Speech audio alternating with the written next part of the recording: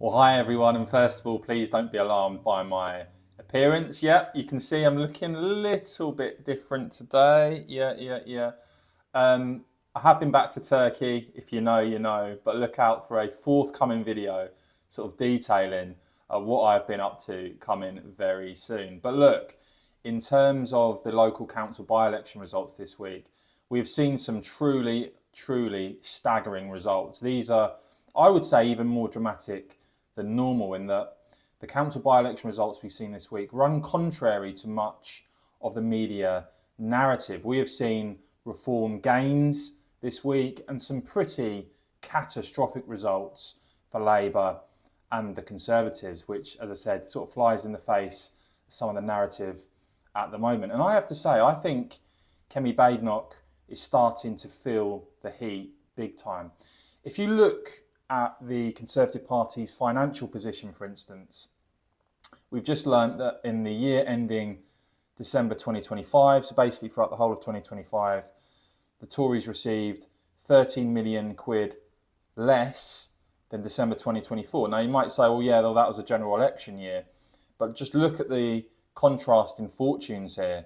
Reform up massively, the Tories down, Labour down, the Greens up a bit, and the Lib Dems down quite dramatically as well. And I certainly think that Kemi Badenoch, as I said, is starting to feel the heat a bit. This is a man who was talking about how in his late teens and early 20s, he was radicalized. He became a racist and an anti-Semite. And he is training, certified by the Home Office, training people on how to deal To with which that. Lady Burgess says, well, fine, let him do that, but don't have him in public life. Well- Don't have him in a position where she and others might have to deal with him, talk to him, do deals with him if he's a politician. That there is a difference there between welcoming someone into public life and just saying, well, they might be a useful member of society. Well, I think what Luciana is talking about is not rehabilitation, but forgiveness. I can understand that she does not want to forgive this man. I might not if I had been his victim. But I'm not giving him a national platform. He is standing to be a councillor in Somerset. You are giving him a looking after- platform there. It is a local platform, looking at parking, sorting out bins. That's what councillors do. And it's utterly bizarre that it's been reported that Kemi Badenoch has written to the people of Clacton saying they deserve better than Nigel Farage, but of course, with the Conservatives not standing a candidate in that by-election, it's all pretty odd if you ask me. But if you actually look at the voting intention in Clacton now, this was a Survation poll, had the other parties actually bothered to stand a candidate, look what's happened since 2024. So this is only since the last general election in that constituency. You can see Reform up 11 to 57%.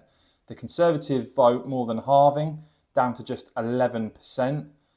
And if you contrast that to what the Tories were receiving in terms of vote share in that constituency before, that is a truly staggering decline.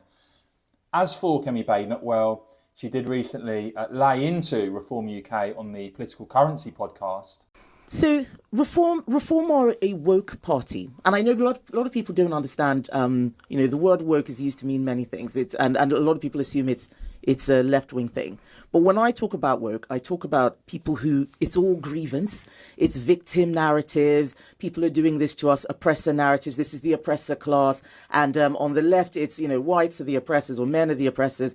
With on the right, it's this is the establishment of the oppressors. Look at what they're doing to us. It's all moaning and whinging and not proper solutions. It's about power dynamics and how to get power, not actually solutions and how to fix things.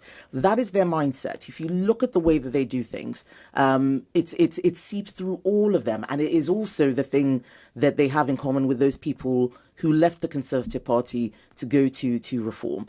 It's always there's a huge victim mentality. I'm not a victim, and I will never ever play the victim, even when I probably have grounds to do so. I am somebody who is saying the United Kingdom, Great Britain, is at a crossroads. we can fix things. We have a lot of stuff to fix. Let's bring down energy costs. You know, our 5-point economic plan. We need an economic revolution. Let's get business going. But I'm not going to do is demonize certain groups, whether it's billionaires or immigrants or the wealthy or NHS workers or the public sector. We're not doing that. We're not setting groups against each other. And reform does that. Now, just before I get to the council by-election results this week, which I repeat are very, very dramatic, this was the Youssef's response to Kemi Badenoch's comments. Do you have a response to Kemi Badenoch branding reform woke and a grievance party full of victim narratives and moaning and whinging? Yeah, look, I don't think Kemi's had the best few days, and she's obviously lashed out at reform, started calling us names. She said that we're a party that has, that we have grievances. I would agree with that. We do have a grievance. We have a grievance with the fact that they spent 14 years lying to the British public. They said they'd reduce legal immigration down to the tens of thousands, left office with that number at 1 million, shipped in 1 million people gross, 6 million people net, built 400 prison places net to cope with that, and then has the gall to go on telly with victims of serious crime and complain about early release when they released tens of thousands of people early, including people who committed serious crime. They allowed 130,000 illegal migrants to come here by boat. I mean, Chris Philp went out to the Channel to sort of go and point. I mean, that's sort of I think there's terms in criminal psychology about people who go back to the scene of the crime in some sort of odd display of narcissism. I mean, the Tories are responsible for the majority of the illegal boats that have come to this country, the majority of the illegal migrants, and everyone who Chris Philp filmed and interacted with were basically travelling a trail that he had created for them. Even his interactions with the French. No British government has paid the French more to stop the boats than the Tories. So, I mean, the whole thing is absurd on its face, and that is why I maintain my view that the Tories, as of the next general election, will no longer be a serious and credible national political party.